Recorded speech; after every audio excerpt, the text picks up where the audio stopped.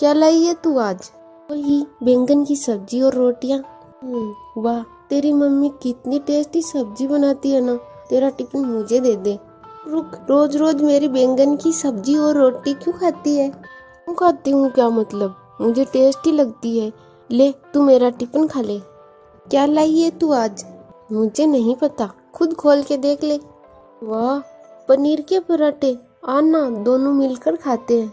खा यार, मैंने तो कल ही खाए थे। मैं तो तेरा ही टिफिन खाऊंगी। ये कहानी है इन्हीं दो सहेलियों की, नीलम और पल्लवी। नीलम गरीब घर से थी। उसके पिता मंडी में साफ सफाई किया करते थे, जबकि पल्लवी एक अमीर खानदान की बेटी थी, जो कि एक फैक्ट्री के मालिक थे। पल्लवी रोज जानबूझकर नीलम के टिफिन से ही खाना खाती थी। उसे अपना टिफिन दे देती थी ताकि नीलम भी अच्छा खाना खा सके। फिर एक दिन, पल्लवी सुन, कल मैं कॉलेज नहीं आऊंगी। पर क्यों? तेरे बिना मेरा दिल कैसे लगेगा यार। वो मुझे पापा के साथ रिश्तेदार के यहाँ जाना है, जरूरी है। अच्छा, कहीं लड़के वड़के का चक्कर तो नहीं है? हट पगली, ऐसा कुछ भी नहीं है। वो पापा के ताऊ है ना, वो बहुत बीमार है। बस पापा के साथ उन्हें देखने जाना है। परसों तक आ जाएगी ना? हाँ, मैं कल शाम को ही लौट आऊंगी, तू चिंता मत कर। अच्छा, तो फिर चल, एक काम करते हैं, मैं शाम को तेरे घर आती हूँ, साथ में गोलगप्पे खाने चलेंगे। क्या बोलती है तू? बस टाइम से आ जाना, हर बार लेट करती है तू। पल्लवी को पैसों की कोई कमी नहीं थी, लेकिन इस बात का जरा भी घमंड नहीं था, और पल्लवी की यही बात नीलम को सबसे अच्छी लगती थी। पढ़ाई में पल्लवी थोड़ी कमजोर थी, जबकि नीलम पढ़ाई में बहुत होशियार थी। इसीलिए परीक्षाओं के दिनों में नीलम पल्लवी की पढ़ाई में बहुत मदद करती थी। फिर उसी शाम, नीलम, ओ नीलम, बाहर आना। अरे पल्लवी, कैसी है बेटी? अंकल, मैं ठीक हूँ, आप कैसे हो? नमस्ते, मैं ठीक हूँ बेटी। वो आपके ताऊ जी कैसे हैं? बस बेटी, कुछ दिन सांसें गिन रहे हैं, उम्र भी हो गई है ना। जी अंकल, वो गरिमा। ले, मैं आ गई। पापा, मैं जरा थोड़ी देर में आती हूँ। ठीक है, पर ज्यादा देर मत करना। पल्लवी नीलम को अपनी कार में बिठाकर बाजार ले गई और दोनों जी भरकर गोलगप्पे खाए। फिर काफी देर तक दोनों ने बातें की, जिस वजह से नीलम को घर पहुंचने में देर हो गई। तब फिर, नीलम, तुम मेरी बात क्यों नहीं सुनती? पापा प्लीज फिर से वही बातें शुरू मत करना। क्यों न करूं? तेरे कहने पर पल्लवी के सामने कुछ नहीं कहता। पर बेटी, तू मेरी बात समझ। ये सारे पैसे वाले एक जैसे ही होते हैं। पहले हमारे भोले भाले बनते हैं और फिर। पर पापा, पल्लवी वैसी नहीं है, मेरा यकीन कीजिए आप। तुझे मैंने लाख बार समझाया है, तू उसे पढ़ाती है ना, इसीलिए वो दोस्ती का दिखावा करती है। तू देखना, एक दिन उसका मतलब निकल जाएगा ना, वो तुझसे बात भी नहीं करेगी। इधर रामलाल नीलम को समझा रहे थे, तो दूसरी तरफ पल्लवी के पापा अमरनाथ पल्लवी का इंतजार कर रहे थे। कहाँ गई थी पल्लवी? ओ, मैं और नीलम गोलगप्पे खाने गए थे पापा, बस पास वाले मेन मार्केट में। अरे, मंजुलिका जी को कह दिया होता, यही मंगवा लेते तेरे लिए गोलगप्पे। पापा, पर गोलगप्पे का मजा तो ठेले पर खड़े होकर खाने में ही आता है, और फिर कल नीलम बाहर जा रही है तो। ओहो पल्लवी, मैंने तुम्हें कितनी बार समझाया है ना, उस गरीब फटीचर से दूर रहो, तुम्हारे स्टैंडर्ड को सूट नहीं करती। पापा प्लीज, वो मेरी दोस्त है, उसके बारे में तो ऐसा मत बोलिए। बेटी, इस बात को गांठ बांध लो, अमीर और गरीब कभी दोस्त नहीं हो सकते। उसकी नजर तुम्हारे पैसों पर है। तुम उसे घुमाती फिराती, खूब खिलाती पिलाती हो, तो बस वो इसलिए तुम्हारे साथ दोस्ती का नाटक कर रही है। देखना, एक दिन आएगा और वो कोई ना कोई बहाना मारकर पैसे मांगेगी। पापा, नीलम बहुत खुददार है, ऐसी नहीं है वो। ये तो वक्त ही बताएगा बेटा कैसी है। फिलहाल तुम मुझसे दूर रहो, क्योंकि मैं तुम्हें कह रहा हूँ।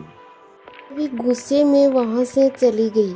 अमरनाथ भी अपने कमरे की ओर बढ़ गए, लेकिन उन दोनों के अलावा और कोई था जो ये सब देख रहा था। असल में पल्लवी नीलम के घर अपना फर्ज भूल आई थी, जिस वजह से वापस देने के लिए पल्लवी के घर आई थी, लेकिन वो घर के दरवाजे को पार न कर सकी क्योंकि उसने वहीं पर पल्लवी और अमरनाथ की सारी बातें सुन ली थी। वो उदास होकर चली गई, लेकिन इस बारे में पल्लवी को कुछ भी नहीं कहा। ना ही पल्लवी और नीलम की दोस्ती में कोई फर्क आया। ऐसे ही वक्त बीतता गया और कॉलेज का आखिरी साल पूरा हो गया। कॉलेज के आखिरी दिन पल्लवी पूरे कॉलेज में नीलम को ढूंढ रही थी, लेकिन नीलम का कहीं अता पता नहीं था क्योंकि वो तो अस्पताल में थी। डॉक्टर साहब, प्लीज मेरे पापा को बचा लो। देखो बेटी, हम पूरी कोशिश कर रहे हैं, पर इनकी तबीयत बिगड़ती जा रही है। आप जल्द से जल्द 2 लाख का इंतजाम करो, वरना हम इनका ऑपरेशन नहीं कर पाएंगे। नहीं नहीं, आप ऑपरेशन शुरू कीजिए, मैं पैसों का इंतजाम करती हूँ।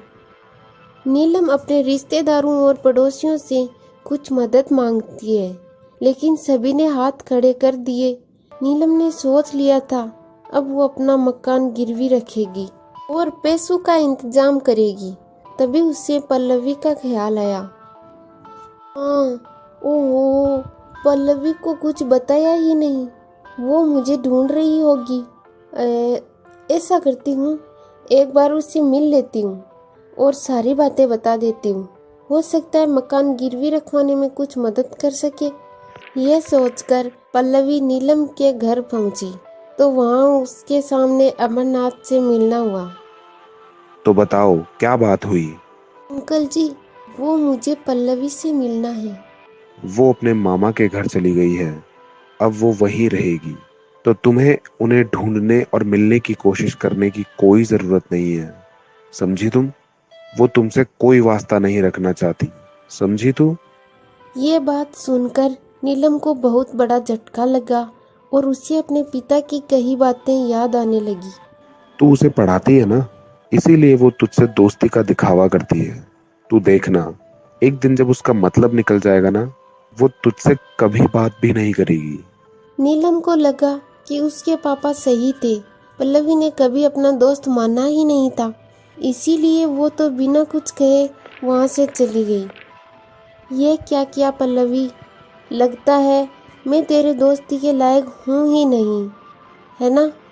अब तू देखना, मैं खुद को साबित करके दिखाऊंगी और उसके बाद ही तेरा चेहरा देखूंगी। उसकी आंखों में आग थी, उसने अब ठान लिया था कि वो कुछ बनकर ही दिखाएगी। जब उसके पापा ठीक होकर घर आ गए, उसके बाद से ही उसने दिन रात एक कर दिया। पूरी लगन के साथ यूपीएससी की तैयारी में जुट गई। नीलम ने पहले ही अटेंडम में यूपीएससी क्लियर किया, कुछ ही सालों के अंदर कलेक्टर बन गई। जय हिंद मैम। जय Hind Manish, how you? I am good ma'am. बताइए, आप मुझसे मिलना चाहते थे? जी, वो कल दौरे पर मेरे टिफिन के पराठे खाए थे, आपको वो पराठे बहुत अच्छे लगे थे ना, तो मैंने आज आपका डिनर फिक्स किया है अपने घर पर। My family will be very happy अगर आप आते हैं तो। हाँ, क्यों नहीं, इट्स माई प्लेजर। तो आज के शाम पनीर के पराठे के नाम? हाँ हाँ, ठीक है मैम, शाम को मिलते हैं। लाल बत्ती से लगी गाड़ी नीलम एसपी मनीष के दरवाजे पर। मनीष ने उसे रिसीव किया। उधर मनीष ने नीलम से कहा, Pallavi ma'am, meet my brother. पूरे 5 सालों के बाद पल्लवी और नीलम एक दूसरे के सामने खड़े थे। दोनों एक दूसरे को देखकर हैरान हो जाते हैं। तभी नीलम ने मनीष से कहा, sorry Manish, I have to go. मुझे कुछ जरूरी काम याद आ गया। मुझे बहुत अर्जेंट है। मनीष कुछ कह पाता उससे पहले ही नीलम तेज कदमों से चलती ही गाड़ी में बैठ गई। गुस्से से लाल थी, उसकी तरफ पल्लवी दरवाजे पर खड़ी खड़ी रोने लगी। इस बात को कई दिन बीत गए। एक दिन जब किसी जगह स्थिति पैदा हो गई थी तो वहाँ मनीष सिचुएशन को कंट्रोल करने लगा था, लेकिन तभी एक तनाई में मनीष पर एक तलवार से हमला कर दिया गया। तभी मनीष को फौरन अस्पताल में भर्ती करवाया गया। और खास बात ये थी कि वो इस समय अस्पताल था, उसी ठीक इलाके में नीलम और पल्लवी रहा करती थी। मनीष के घायल होने की खबर सुनते ही नीलम और पल्लवी तुरंत अस्पताल पहुंचते हैं और पहले पल्लवी अस्पताल पहुंची। डॉक्टर साहब प्लीज प्लीज मेरे पति को बचा लीजिए। देखिए वो, एक मिनट बेटा, आपको मैंने कहीं देखा है। आप तो वही है ना जिसने पहले गरीब की मदद की थी? हाँ पल्लवी, ये ही है ना आपका नाम? हाँ जी सर, पर आपने वो बात किसी को बताई तो नहीं? नहीं बेटी, पर तुम्हारी दोस्त आई थी, पर उसके हाथ में पैसे थे। सुना है अपने पिता को बचाने के लिए उसने अपना घर गिरवी रखा था, पर तुम्हारी मदद की वजह से उसका घर बिकने से बच गया। मैंने उसे नहीं बताया कि उसके पिता का ऑपरेशन के लिए सारे पैसे तुमने दिए थे। नहीं सर, वो मेरे पापा के पैसे थे। अपने दोस्त के पापा की जान बचाने के लिए असल में अपनी दोस्ती गिरवी रखनी पड़ी। पहले अपनी प्यारी दोस्त को खो दी, लेकिन अब मैं अपने पति को नहीं खो सकती। प्लीज़ डॉक्टर साहब, मेरे पति को कुछ नहीं होना चाहिए, वरना मैं नहीं जी पाऊंगी। यह कहकर पल्लवी रोने लगी, लेकिन तभी उसके कंधे पर किसी ने हाथ रखा। पल्लवी ने पलट कर देखा तो वो नीलम थी। तेरे साथ भगवान कभी गलत नहीं कर सकता, क्योंकि हमेशा तू ही सही थी मेरी बहन। नीलम की बात सुनकर पल्लवी फौरन उसके गले लग गई और उन दोनों को देखकर मनीष ने भी मुस्कुरा दिया। लेकिन पहले ही डॉक्टर साहब ने घर से बाहर बताया था